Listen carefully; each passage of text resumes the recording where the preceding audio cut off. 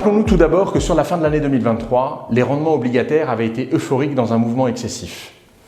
Après un plus haut en octobre, les rendements des dettes govies avaient baissé sur la fin de l'année et les spreads de crédit se resserraient encore plus fortement.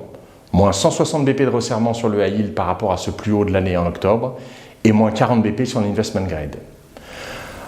En début d'année 2024, la Fed puis la BCE ont confirmé que vraisemblablement elles ne remonteraient plus leur taux directeur et qu'elles prendraient le temps avant d'entamer une phase de baisse. Elles ont été confortées par les données macroéconomiques, notamment outre-Atlantique, où l'économie est toujours très résiliente. Les marchés de leur côté ont continué à anticiper une forte baisse des taux, jusqu'à 6 baisses de taux aux États-Unis et jusqu'à 5 en Europe. Depuis quelques semaines, on voit les anticipations se réajuster.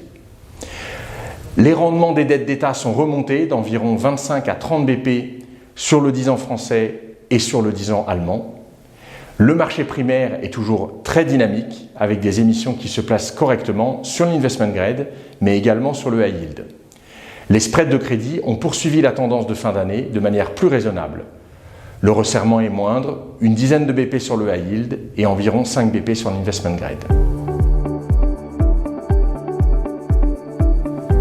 Les marchés obligataires resteront volatiles, c'est la tendance forte des 15 dernières années.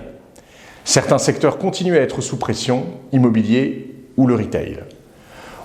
Autre sujet qui était peu pricé par les marchés, les tensions géopolitiques, l'Ukraine ou le Proche-Orient.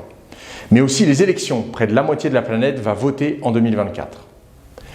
Concernant les actions des banques centrales, le consensus est en train de s'ajuster. La baisse devrait être beaucoup moins importante que ce qu'anticipaient les marchés ces derniers mois.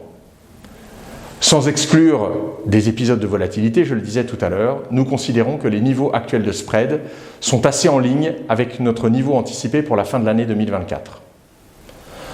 On a entendu toute l'année dernière que 2023 était une année pour revenir sur le marché obligataire.